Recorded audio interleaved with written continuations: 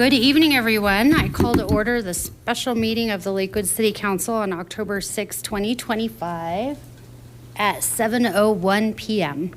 To connect to the council meeting online, please use one of the following links at lakewoodspeaks.org or lakewood.org/council videos. For online public comments, you may post comments of any links to lakewoodspeaks.org, an online forum for public comments that will be left open through tonight and until 10 a.m. tomorrow morning. Will the clerk please start us off by calling the roll? Strom. Here. LeBure. Here. Ryan. Here. Cruz K. Here. Mayak Guerrero. Here. Sharazai. Here. Sinks. Here. Cruz I. Here. Lowe. Here. Furman. Here. Nystrom. Here. Mayor, you have a quorum. Okay, thank you. And this is the moment where I would ask if you are able to stand. I would invite you to please join us to stand for the Pledge of Allegiance and remain standing after for a moment of silent prayer or reflection. I pledge allegiance to the flag of the United States of America and to the republic for which it stands, one nation, under God, indivisible, with liberty and justice for all.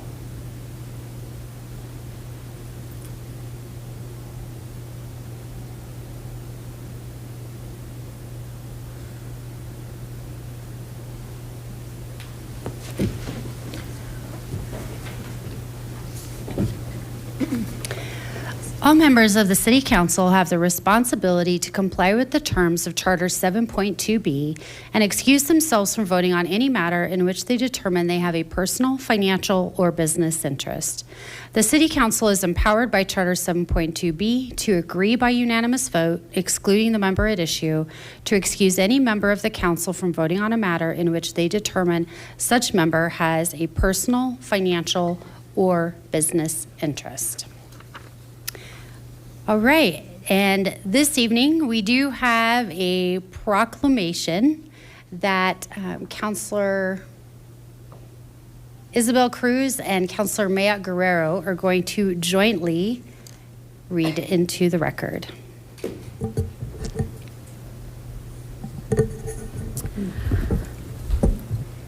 All right, I will start. The proclamation is for Hispanic and Latina Heritage Month in the city of Lakewood. Whereas the United States Congress has designated September 15th to October 15th to recognize and celebrate the heritage, history, traditions, and cultural diversity of Hispanic and Latina communities in the United States, the timing was selected because the anniversaries of independence for several Latin American countries are in mid-September. And Proclamación, Mes de la Herencia Hispana y Latina.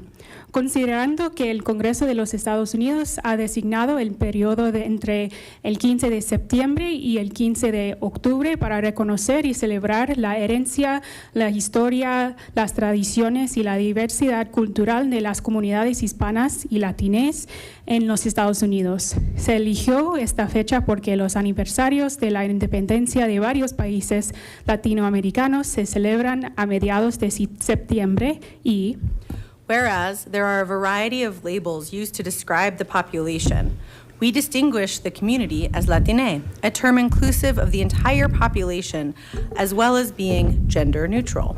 Hispanic defines the population with lineage from a Spanish-speaking nation.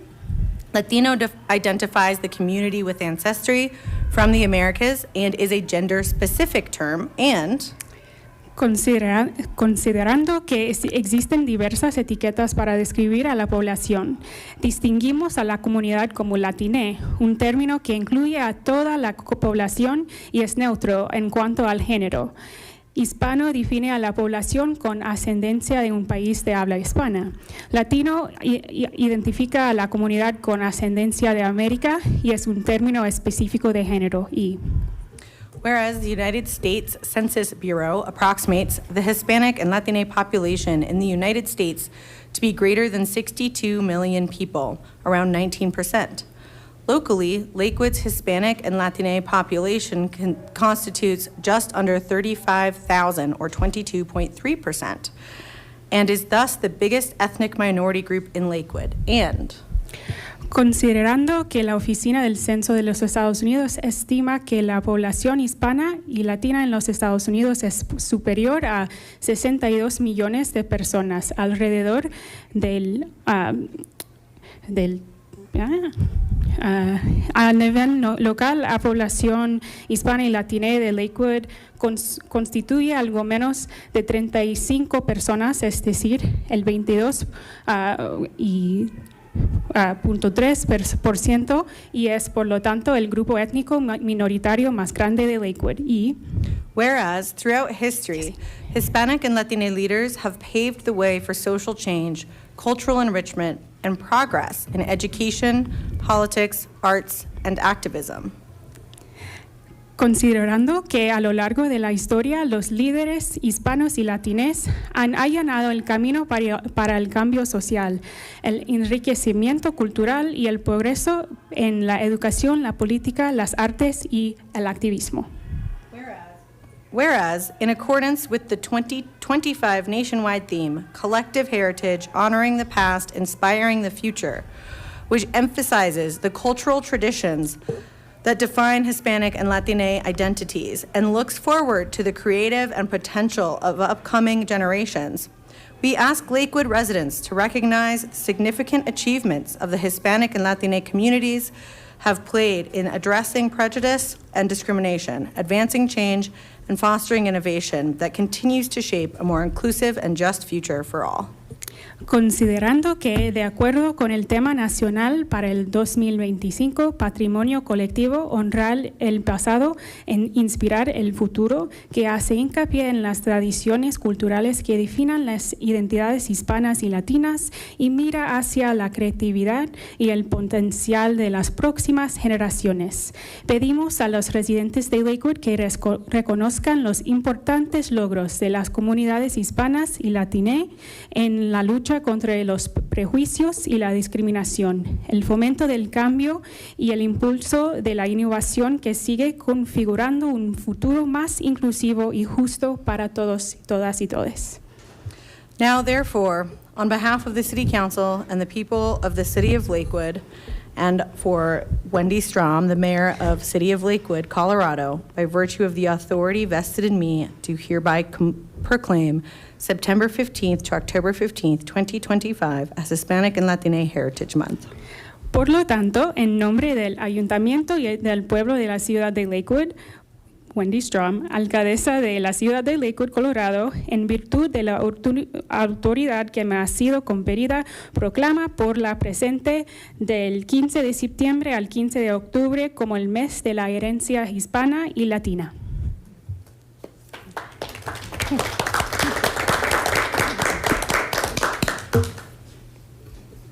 Thank you both for that wonderful idea and the opportunity to hear that. With that, we will move on to our next and only agenda item for this evening's meeting. We are now flush into budget season, so this is the time where we really start to dedicate, well, much of this month. I know, many of us following City Council realize we do still have a zoning conversation coming up next week, but by and large, September and October kind of dedicate themselves to making sure that we have sustainable revenue streams to continue the services that we provide across our city. So with that, I will ask, will the city clerk please read item 4A into the record?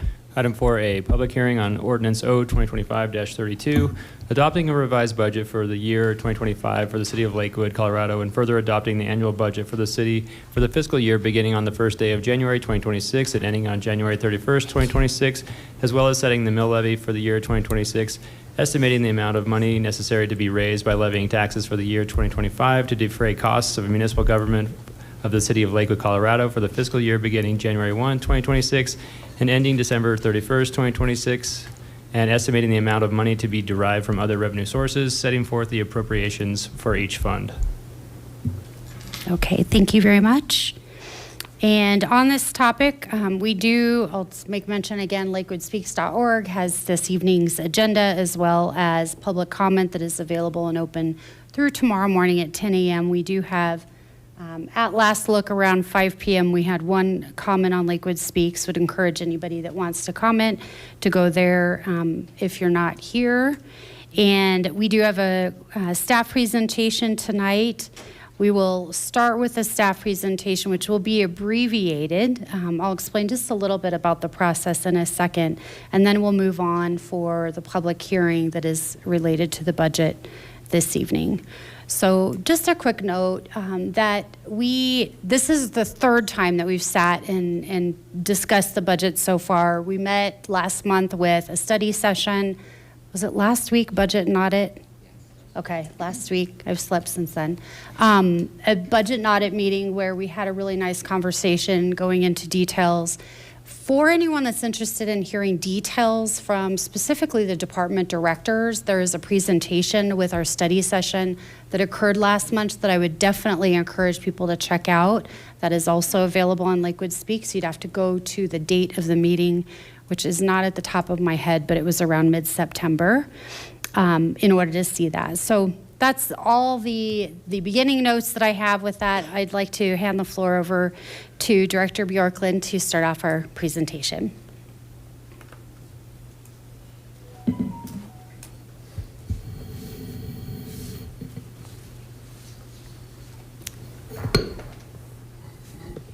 Good evening. Can you hear me okay? So I'll be presenting on the proposed 2025 revised and 2026 budget.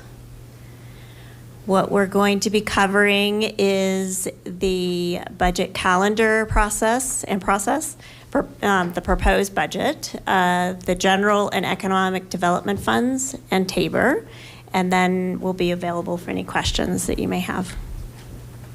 So starting with the calendar. So today is the first reading, and Mayor Strom had mentioned the study session, which was on September 15th. And we also have Q&A on the Lakewood Speaks for people to see those questions. And then our second reading will be on October 20th. The budget process is a year-long process. We do use the City Council goals and community priorities as our foundation for the budget. And the departments collect that information throughout the year in multiple different avenues. Through this process, we do estimate what the revenues are, prioritize the expenses, evaluate fund balances, and now we're in the review and appropriation section of the budget process. Since community engagement is so important to this process, there are a lot of different avenues in which the departments try to reach out to the community as well as City Council. And some of those areas are surveys, public meetings and hearings, communication tools, and City Council engagement. And on the slide, you can see examples of each of those. These are not all the things that have been done in the past year, but are some examples. So for example, the Envision Lakewood 2040, the budget itself, Lakewood Together, and City Council setting their goals at their workshop. So moving on to the proposed 2025 revised and 2026 budget, more detail. One thing that the finance department does is we look at economic statistics every year, and we do it throughout the year to see what's happening in the economy and if our forecasting for the current budget and future budgets are on track or if we need to make adjustments. We look at state and national and Lakewood statistics, and you can see on this slide what some of those statistics are. And generally what state and national is indicating is that there is uncertainty, and it remains to be uncertain throughout this whole budget process. Some of the statistics we look at are elevated inflation expectations, that the housing and rent is up. There's a volatility in monthly retail sales, and consumer and business confidence remains down. For Lakewood, we're seeing consistent softening trends in the revenue. So some examples of that is building material use tax, accommodation tax, building permits, lottery proceeds, and new job starts. We also have economic impacts that are still unknown, such as tariffs, federal contracts and grants, immigration policy, and healthcare policy. Another item that is a risk or is what we're facing this year is the grants that come from the federal government as well as the state. And right now we have 82 grants in the pipeline. 50 are at low risk, 20 are at moderate risk, and 12 are at high risk. For 2020, that's for 25 and 26. For 25, we have a total estimate of $14.8 million. But as you can see on the chart, there is a spread between high, medium, and low. So some of those may be canceled or we won't receive them. For 2026, the total grant is $4 million, and you can see that they're low and moderate. The difference in dollars between 25 and 26 is not really that unusual. We do have a lot of fluctuation in grants because it depends on how large the grants are available, what types of things apply to this city. So that's not a big difference. But one thing that the staff have shifted on for 2026 is really focusing on those grants that are more low and moderate in terms of the ability to get those grants. So Lakewood strategic budgeting focuses resources on preserving core services and aligning with city council goals. As I just discussed, we do have economic uncertainty and also softening in our revenues. So because of that, we have made some adjustments in this proposed budget for revenue projections and as well as aligning the expenses so that we have a balanced budget.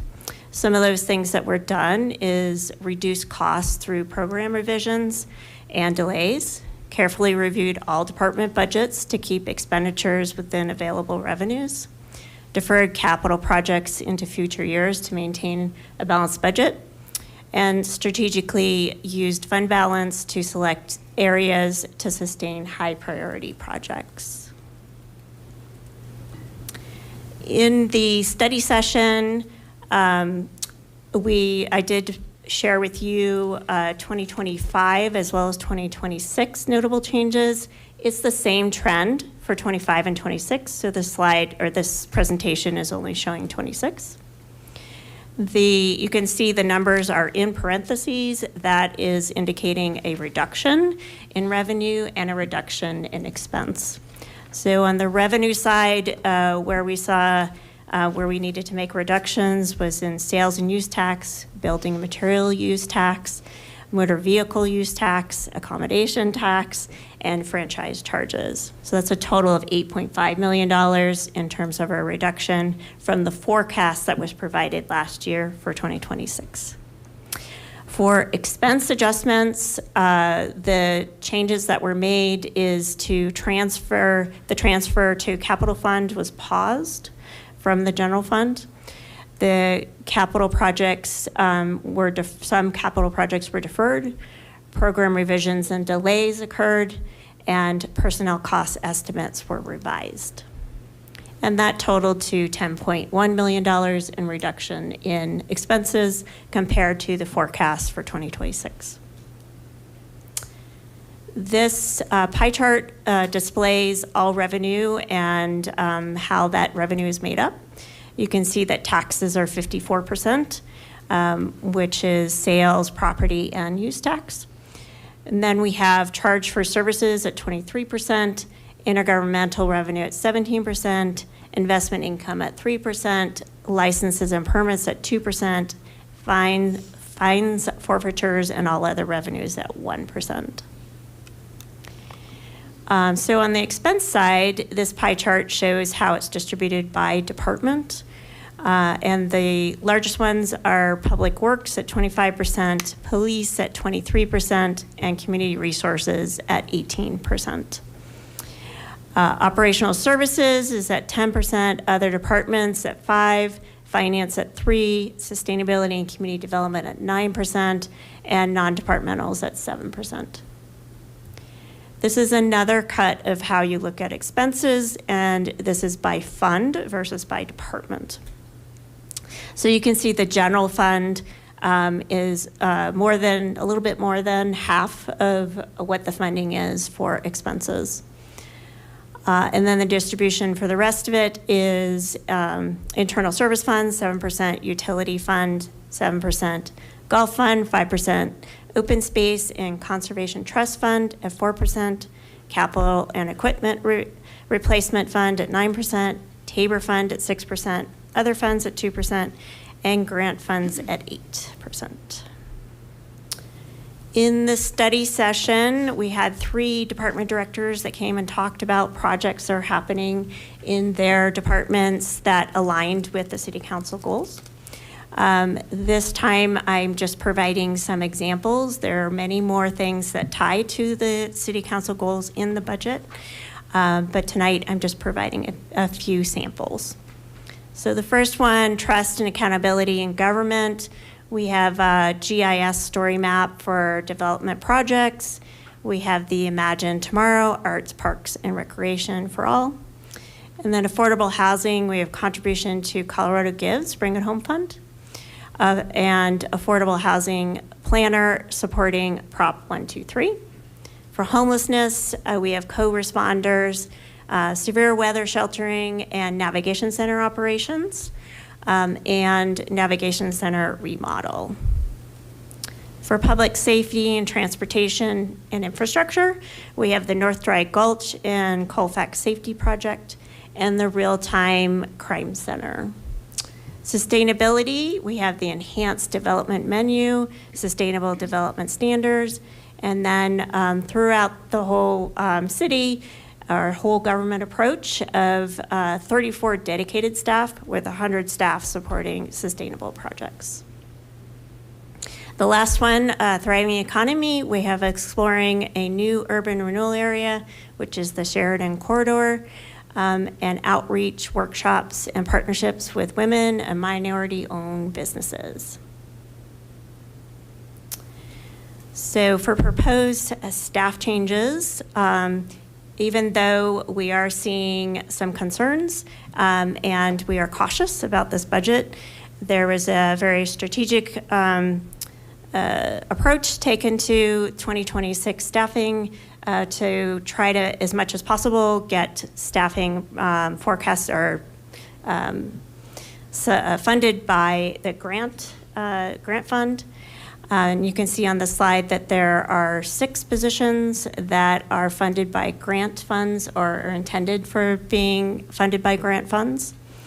And for sustainability and community development, we have a sustainability planner to be funded by the general fund, 2 building performance sustainability planners to be funded by a grant, 1 affordable housing planner to be funded by a grant or grant. And then for police department, we have 3 mental health co-responder clinicians that would be funded by the grant fund, and then 1 real-time crime center tech that would be funded by the Tabor fund.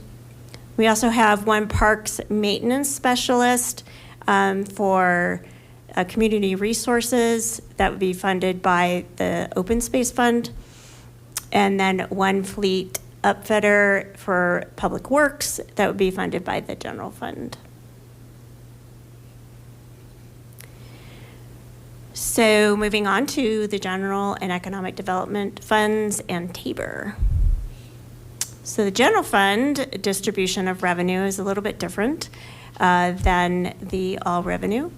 Taxes are support the fund by 79%, which includes sales tax, property tax, and use tax. and the remainder is funded by these other areas. Licenses and permits of 3%, intergovernmental revenue 4%, charges for sales and services 9%, investments 4%, and other revenue at 1%.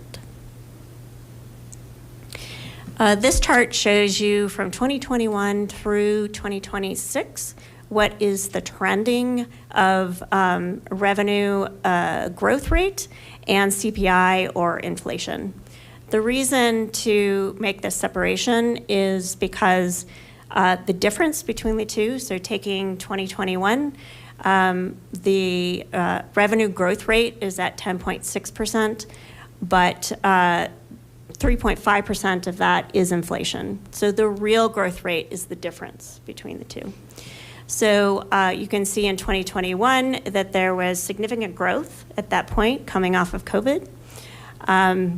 And it has declined over time since then.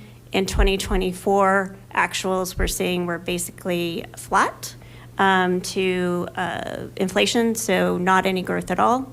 And we're projecting for 2025, based on current trends, that we will actually have a negative growth for 25, and then we're forecasting that we'll be flat again in 2026. We also review the mill levy during the budget process. The mill levy was temporarily reduced for budget year 24 and 25. 26 is the second budget year of the plan to restore back to the historic rates. So if you look at the chart at the bottom, you can see the property tax revenue, the planned growth rate in the mills for 2022 through 2026. For 22 and 23, that's the mills were set at the historic rate of 4.711. And in 2024, City Council reduced the mills to 4.280. And then in and then in 2025, it was increased back to 4.496. And then in 2026, it would be the second year of the City Council's plan to bring it back to the historic of 4.711. The general fund revenue, you can see on this chart for 2024 actuals, 2025 budget, 2025 revised, 2026 budget, and then the forecast for 27 through 30. The green bar is revenue that is retained by the general fund. The striped bar is the revenue that gets transferred to the Tabor Fund. And you can see on this for the 2025 budget, the retained funds were $156.7 million, and it was reduced to $154.5 million for the revised budget. The 26 budget was also revised down for against the forecast that was provided last year. So with the reset of that baseline, the out years were also reduced, and they have a small increase of about 3% for each year after that is the forecast.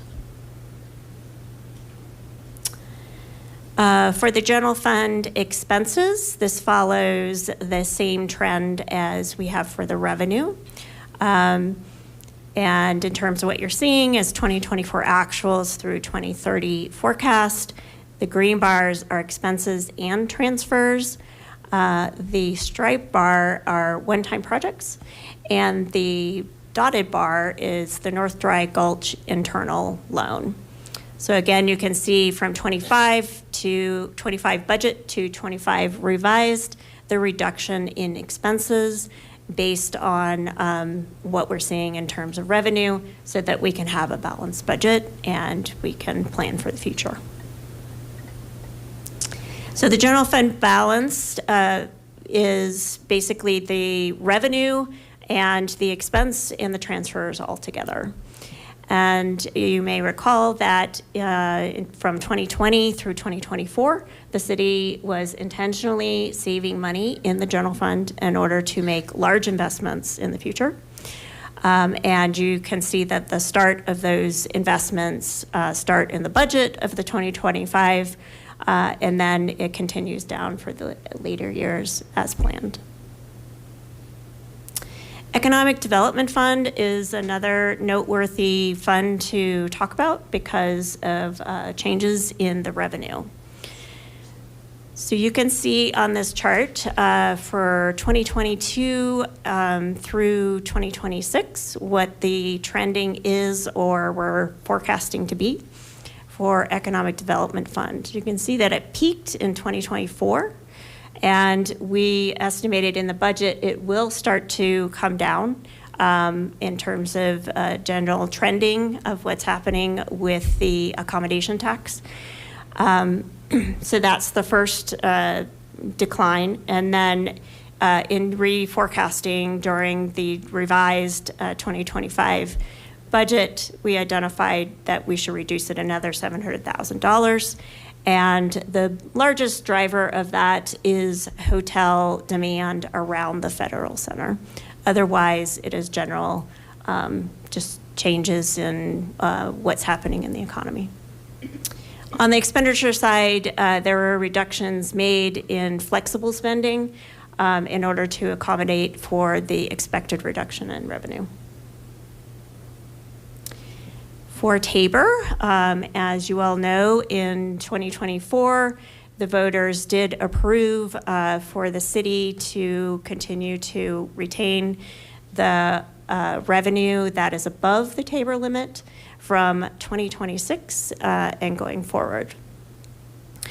On the slide, you can see the rules for the original or the previous Tabor voter-approved item in 2018, and then what the rules are for the one that was voted on in 2024. The revenue that is collected for 2017 through 2025 can only be used for the purposes that are identified on the top part of this slide. The one that was just voted on in 2024, that the revenues that are collected for 2026 and going forward can only be used for those, the rules that are identified there. That will come into play next year. That's our budget this year is only with the first set of rules. So to sum things up in terms of our budget process, we do start with the City Council goals and community priorities to establish our budget. And this year, the biggest concerns that we have is the uncertainty of the economic conditions and the revenue weakening. The other items that are on here, the program revision, the careful department budget reviews, strategical focusing resources and fund balance use, capital investment and timing, fund balance requirements, that's all done every year. But because of the uncertainty and the revenue weakness, we really had to make a lot of adjustments and make some creative ways of being able to still accomplish what is needed for the court services as well as City Council goals. So that's the end of my presentation, but before I turn it over to Mayor Strom, I would like to introduce and thank the Budget and Audit Board members.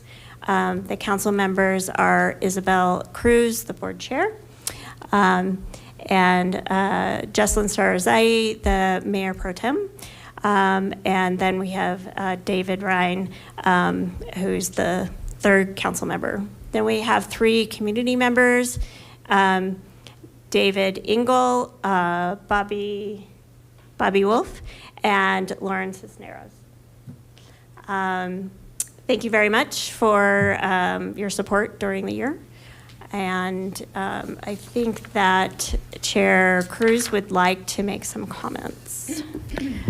Thanks so much, Ms. Bjorklund, and really appreciate that presentation. I appreciate all of the work that has been put into this presentation, as well as what we've been hearing over the last couple of months on the budget. I'm really grateful for the opportunity to chair this fabulous committee, this fabulous board, and I am so excited about what this budget shows in terms of the growth and real attention to detail that our staff have in terms of listening to our community members' needs, listening to council's needs, and then also just listening to feedback on how our community best gets information. So this budget represents changes with department-specific staffing summaries, so we understand how many people are in the departments and what they're up to, a council goal summary, which is really helpful if you want to understand what these dollars mean for the funds that we care about and the priorities we care about in the community. Start on page 71 if you're looking for some pro tips. And there's also, it's an accessible document so that a range of people in our community can read it and listen to it and access it in the way that works for them. And the work so far that you all are starting to see the culmination of tonight as we get into our public hearing phase, right, includes all of the meetings that were talked about, 43 questions that have been answered from council and from our budget board, budget and audit board members, the comprehensive presentations and all of that. So this is a tremendous amount of work that has gotten us to this point, and I look forward to the continued public hearing. Our committee our board unanimously voted to recommend our budget as proposed, given that it represents a balance of measured spending through economic uncertainty and slowed revenue growth with making meaningful strides to achieve our ambitious community goals in affordable housing, homelessness, public safety and infrastructure, sustainability, and trust and accountability in government. So just want to double tap on the thanks to my board members, to the Mayor Pro Tem, to Councilor Ryan, to Bobby Wolf and Lawrence Cisneros who are here, thank you, and to David Engel who couldn't make it because of a trip, but is tuning in, and to the mayor for attending too. And thank you to our CFO, Holly Bjorklund, and to Matthew Wasserberger, Patrick O'Brien, Jacob Thielen, and all of the staff across the city for the work that goes into this budget. So I'm looking forward to hearing your continued comments and questions. Okay, and with that, we will go ahead and open the public hearing. I do not have anyone signed up to speak here. Ms. Menton, would you like to speak?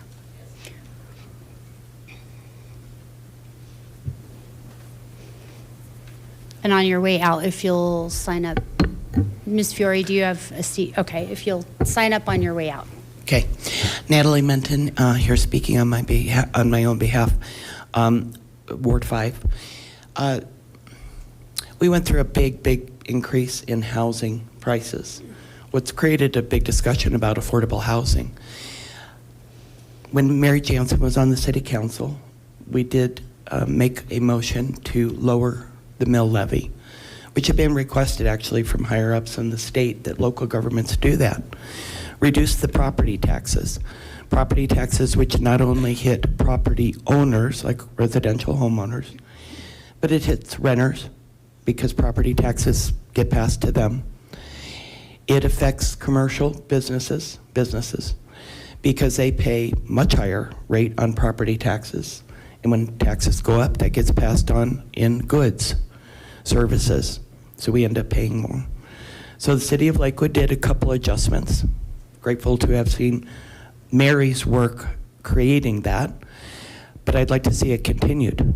As much as we're having discussion about affordability, when we're talking about people who, as I heard in the presentation, are buying less construction goods to repair their homes, their own public safety maybe affects their neighbors. All of those things are driven by property taxes. So I asked this council to reduce that 4.711 mill levy, reduce it down. When we talk about uncertainty, it doesn't just affect this room, it affects the citizens. And property taxes are something, maybe the city of Lakewood wants to state they're only getting X amount, but that's still dollars that are coming out of somebody for a inflated home price. And it doesn't mean they cashed out on the increase in property values, but the city is cashed out. It almost seems opportunistic, like an opportunity, a windfall.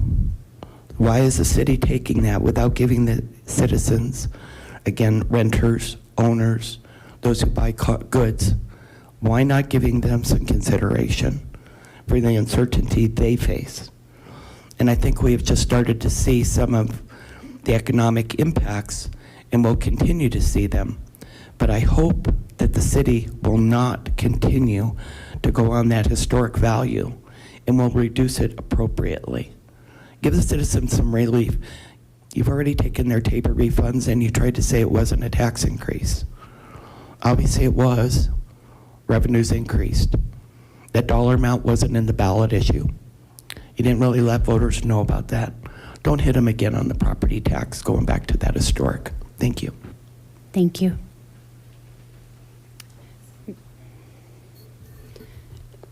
And we have no one else that is here in person with us this evening. So with that, I will go ahead and close the in-person public hearing, but again, note that lakewoodspeaks.org is open through 10 a.m. tomorrow if anyone else would like to make a comment on this evening's topic of the 2024 and 2025 budget. So with that, why don't we go ahead and get our motion on the floor? Mayor Strom, I move to accept ordinance O-2025-32 on first reading and order the ordinance to be published in the Denver Post with second public hearing set for October 20th, 2025. Second. Okay, thank you very much. And now we'll open up the floor to council comments and questions if we have any left after all those questions Councilor Cruz had mentioned or conversations yet to date. Do we have any questions? Do we have any hands up?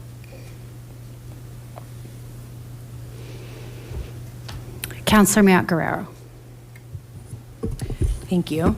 I think as was the case in the study session, and I think also as Chairperson Cruz just outlined, I really do want to commend the staff on not just a great budget, but that is fiscally responsible and meeting the needs of the moment, but also something that is additionally relatively easy to follow given how complex it is.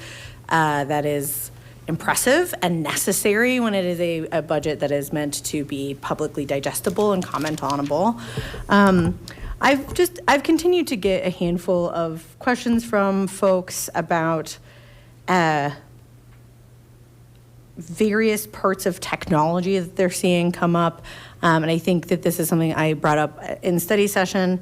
And I essentially just wanted to point out, now that I've had a little bit more time to sit with the appendix, that essentially we have our Colorado auto theft prevention, ammunition, body camera footage,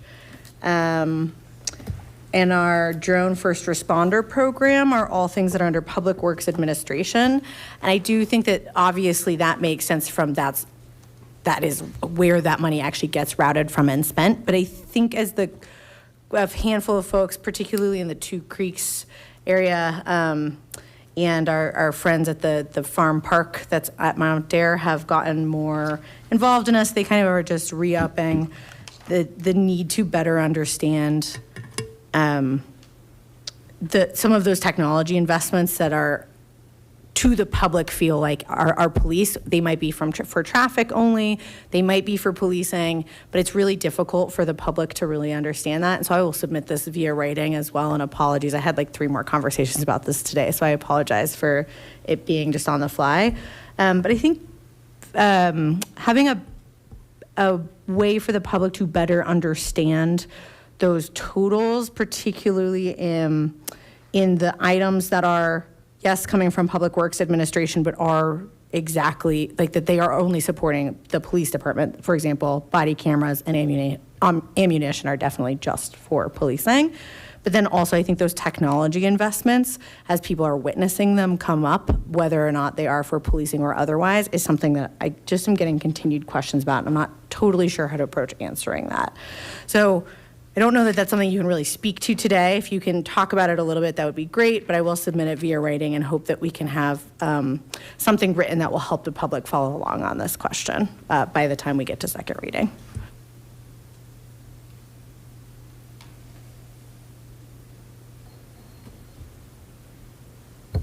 I think it's a fairly complex answer, so I'd like to get back to you on it. Absolutely reasonable, and I do thank you. I wanted to make sure I was putting it out there so it's not a surprise when I submit this after we've had this conversation as well.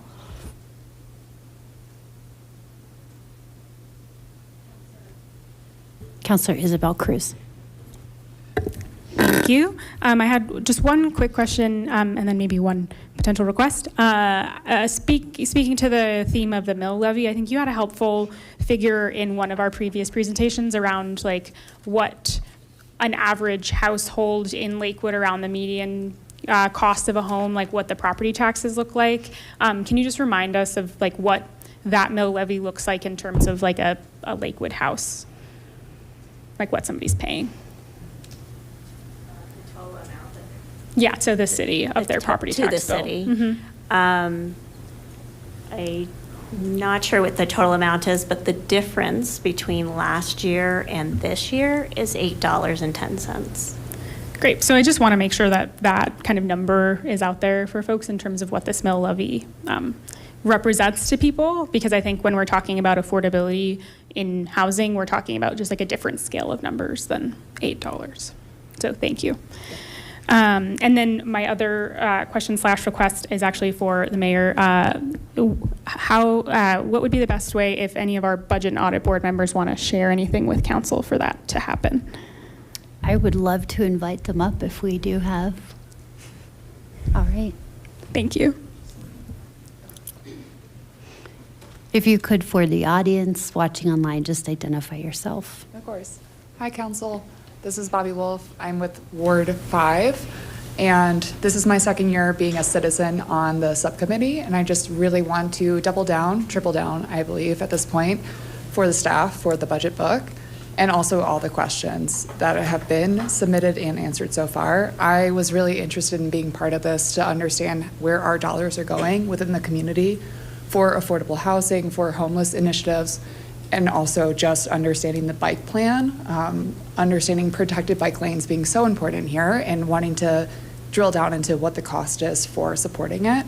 And as a citizen member, it's been just really easy for me to understand what's going on. I would encourage to see in the future just more one-pagers of sorts on Nextdoor and other avenues for folks, especially for those that don't go to Lakewood Speaks or understand the ins and outs.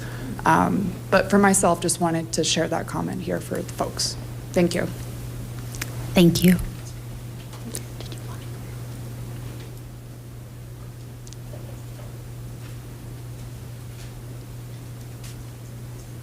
Good evening. I'm Lauren Cisneros. I'm from Ward 3 and a community member on the Budget and Audit Board. Just wanted to say thank you for the opportunity to be involved in this process. I think as a very new member, I have a lot to learn and probably need to go through a full cycle to really understand the process. But thus far, what I've learned is that the staff is very informative, and I feel like the board and the staff are really committed to a responsible budget. And I love that we're taking in community priorities, considering council goals, and just, again, thank you for the opportunity to be a part of this process. Thank you both. Did you have more? Okay. Councilor Sinks. Thank you. I also would like to compliment the staff, the chair of the Budget and Audit for the great work. And so the process is, I think, a very great process. I am not on the Budget and Audit Board. However, I feel very well represented by so many opportunities that we have to submit questions. And, you know, we have our own budget and audit book to go through, and then we have a study session, and Of course, the Budget and Audit Board meetings are open to us, and so by no means are any of the counselors here on the dais ever left out of the process. We're very involved, and then when you also consider that our citizens represent wards 3 and 5, and so every ward is represented, not by maybe a council member, but yes, by citizens. And so I think the process is a very good process where we've vetted out, vetted a lot of clarity that was needed, and just that we've got a really great budget that we can feel confident in as we move forward into fiscal year 2026. So thank you again for all of your work and again for setting up this process. Mayor Pro Tem Sharzai. Thank you. You may not have this, so if we have to follow up via email, that's fine. But just wondering about the decrease from the 2025 revised budget to the 2026 budget for the neighborhood participation program. Like, is that in anticipation of there being less projects, or was there a one-time infusion for a special project in this last budget cycle? And that is a very nuanced question, so I'm happy to follow up on email and we can discuss at the next budget meeting. Yes, that would be great if you could send it to us. Also, I do have an answer on Councilor Cruz's question. So in when it was 4.96, so last year, it was $168, and then for this coming year, it would be $177.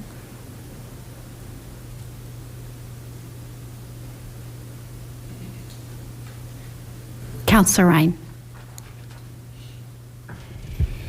I'm very grateful for having the opportunity to serve with some of my fellow councilors and citizens on the budget and audit. And so I've had the luxury of having a number of my questions already answered. A couple of things that just occur to me that you don't have to answer them now, but perhaps you could add them to the list.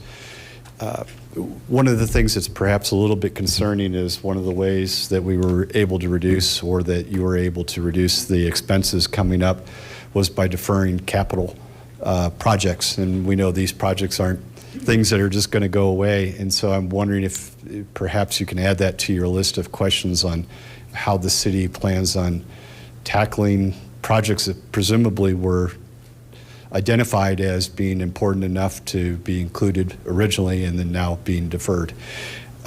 So that would be one.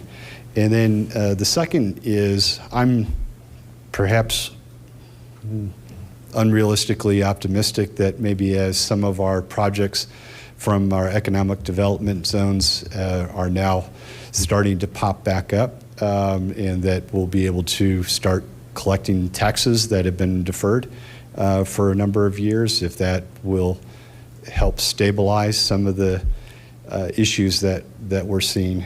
And then the last is just a thank you for your grace and patience in helping us navigate through some of the numbers that we're not necessarily accustomed to working with every day. So thank you, at least on my behalf.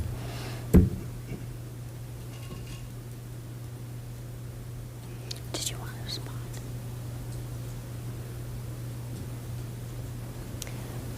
I think the first one we'll have to get back to you. On the second one, I'm not sure I understood the question. So we've identified areas in the city through the LRA, the Lakewood Reinvestment Authority. We've set aside different zones where businesses, that taxes that we normally would get from the city has been deferred. And it's my understanding that at least a couple of those are coming back online now, that after being set aside for 20, 25 years. I'm just wondering if we've been looking at those numbers, that maybe those will help. Again, maybe I'm disillusioned a little bit or overly optimistic that maybe that will help us weather some of the storm that you've identified.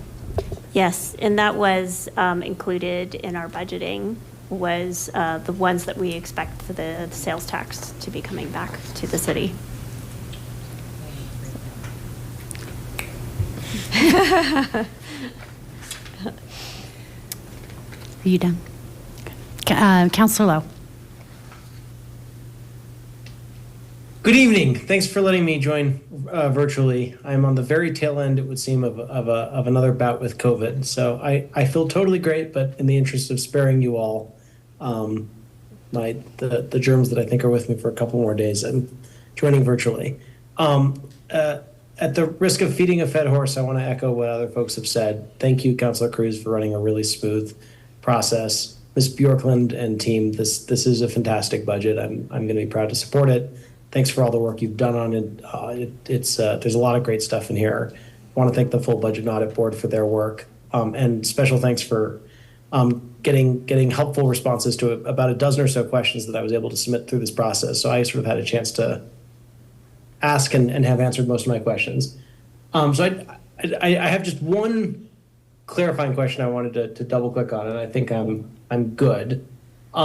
One of the questions was sort of on the status of the general fund reserve, and staff provided a helpful answer. So the answer that we got was, quote, the general fund end of year balance is $36.8 million, or 21% of fiscal year spending. This amount is over 2 times higher than 10% policy reserve requirement, which includes the 3% TABOR reserve. However, this forecast includes a multi-year drawdown of the fund balance from 2025 to 2030 for long-term investments, with the percentage of annual fiscal spending averaging closer to 15% by 2030. And then it says narrative in this section explains the use of fund balance for, and it lists a number of important things, including continuing to implement capital building and facility improvements and a bunch of other important long-term things. Just to clarify, I want to make sure I'm reading this right. When it says annual fiscal spending averaging closer to 15% by 2030, so that's lower than the 21% sort of identified in this budget, but still meaningfully higher than the 10% reserve required by our ordinance or charter, ordinance or charter, don't remember which one. So 15% is, that's you're basically saying even by 2030, we would still be at 15%, which is higher than the required 10%, correct? Yes. Under current projections. Yes, that's correct. It gives us enough buffer room beyond what's required of the 10% for things like economy going down or other things that may happen. COVID. Sure. So I want to very clear, so as not to make anyone nervous, I want to very clearly signal I'm not planning on offering a budget amendment to spend any of that reserve this month or in this budget. I'm planning to support this as is.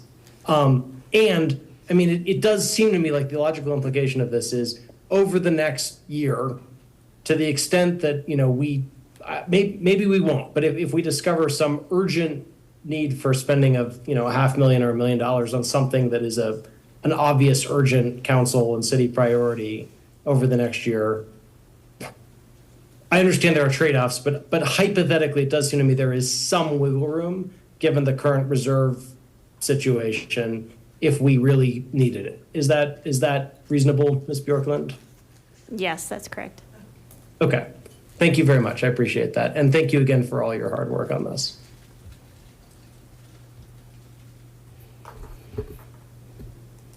Councilor Mayor Guerrero.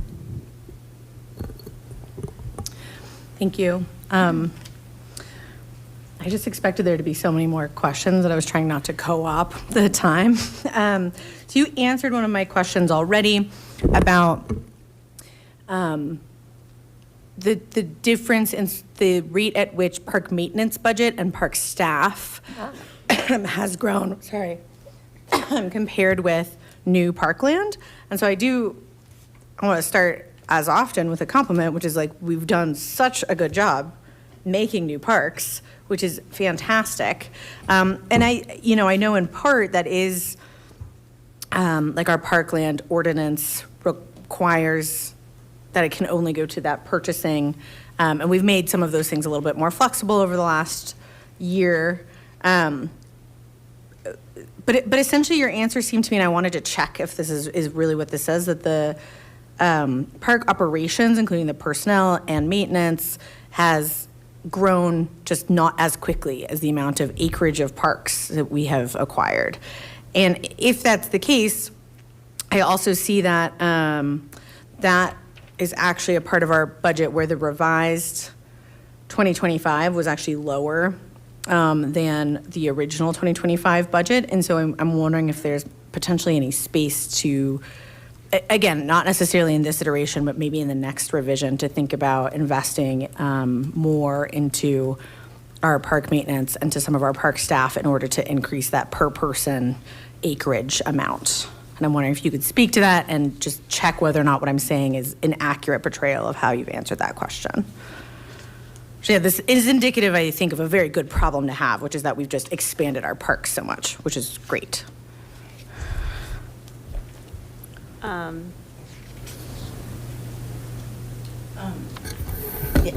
can answer that. I used to work in community resources. That's a real common tension for a city organization. Our community loves our parks and uses our parks heavily, and we continue to acquire more parkland. So it is really hard to keep up with the maintenance side of that. You'll see, I think you saw in the PowerPoint that we have added one more maintenance person. As that's probably not sufficient, we continue to add as much as the budget can bear. We also have the advantage of GOCO dollars and open space dollars, so that's helpful, but we want to be real careful with not knowing those sales collections, both in open space as well as the sales of lottery tickets for GOCO. So we're pretty cautious, but are keenly aware of the fact that we need to keep increasing our parks maintenance staff. So those people are heroes, and they do a lot of work with a pretty limited budget and a limited amount of staff. I will say, though, also in the summer, we have a lot of variable staff, which means part-time staff, and we sure take advantage of those folks too. Not only are we helping young ones get summer jobs, but man, are they helpful during the real heavy use of our parks. So it's a common tension, and we'll continue to work on that balance. Can I ask a follow-up, Mayor? That's so helpful. Thank you very much, Ms. Hodgson. My other question, I think, is then on our partnership with some of the day work programs and like Bayard, which did some of our street cleanup. Is there room for our parks to benefit from those kinds of partnerships as those change, evolve, they come online, they come offline? I know that's a bit of an evolving space. Just from a straight trash pickup, basic sanitation component, so that our more experienced park maintenance folks and park employees can focus on some of the harder. Yes, the answer is yes. We'll do whatever we can, and we do that. We work with volunteer groups and whatever kind of contract groups we can get to help with this work in terms of keeping our parks clean and really usable for the community. So that's good. I don't know specifically about Bayard, but we can sure check that. Great, thank you so much. Sure.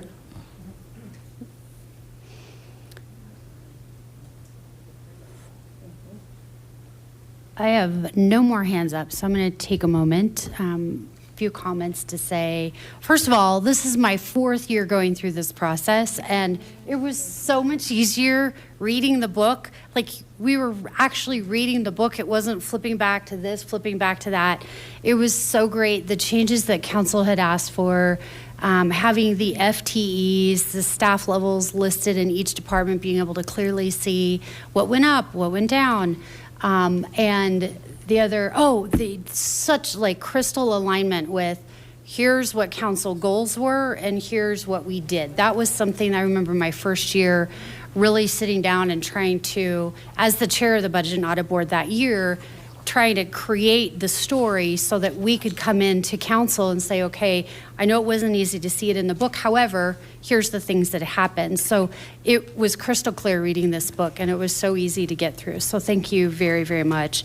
And I actually, as we're talking about all these acres of parkland, I know that question was asked in our 40-plus list of questions. And I'd like to say thank you to our voters, because it was 192 acres of parks that we have added to the city of Lakewood over the last 5 years. That's not small. 192 acres of parks in 5 years that we could not have done if voters had not said, please keep the money and use it for things like acquiring parks. So yes, we have a challenge to make sure that we're continuing to maintain them and keep them beautiful, the standards that all of us expect when we show up. We will rise to the occasion, we will do that job, and find good ways to do that as we, of course, continue to have those funds flowing to us. But I also want to say, you know, this year's budget is tight, and thank you so much. You guys have impressed upon the work that you've done to continue to move forward and bring to us a balanced budget. Thank you. I know that wasn't easy this year, as we've got so much economic uncertainty, and we turn on the news or pick up a newspaper and Boulder's cutting this many staff jobs, Denver's cutting that many staff jobs. Even just driving around the metro area, you can see where roads and parks aren't maintained in other municipalities, and I have not seen that here in the city of Lakewood.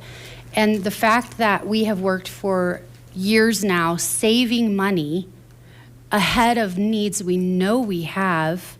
I mean, buy a house that was decades old, and you know you've got big things that are coming. That's just a part of, you know, the cost of ownership of any property, any structure. And you guys have worked so hard to be forward thinking about that, to save money in advance of those needs, which will ultimately actually save us a lot of money, especially as we're looking at the interest rate environment right now.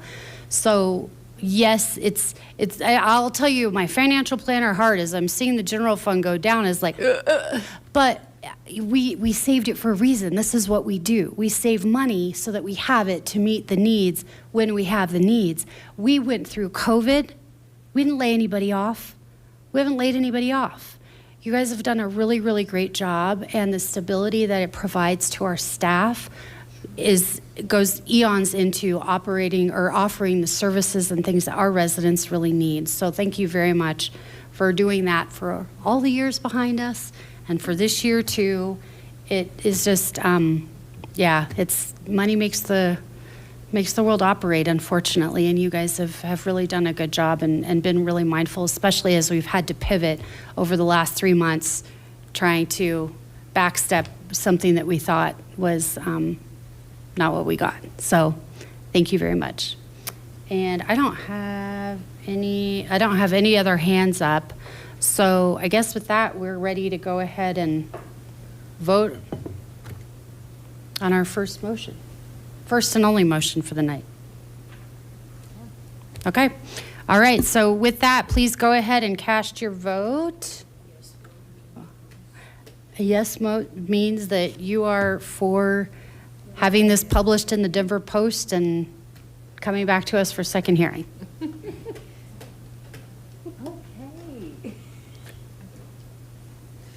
Oh, yeah, Councilor Lowe. Councilor Lowe's thumb is up. Okay, perfect. Thank you, everybody. And that passes 11 yeses, 0 noes. And that is our one and only vote for the evening. So that moves us on to general business. However, we have no general business tonight, so we shall skip forward on that. Do we have any council reports? And tonight's a special meeting. For those that are new to joining in with us, we do council reports at regular business meetings. We do have them baked on the agenda tonight, so I'll offer if council has any reports. They don't. I see none. Councilor Isabel Cruz has a report. So quick. I'm excited for our legislative breakfast on Wednesday and hope to see you there. And she meant it. All right, and I have no report this evening, other than to mention we will be back here next week for October 13th to discuss the zoning map. That is our, well, that may not be our final meeting for zoning, but we're getting close. So thank you, everybody, for tuning in over the last 2 months as we've worked really hard on the zoning code to try to get this right. And with that, we'll go ahead and bid everyone adieu for the evening, and I will adjourn us at 8:10 p.m.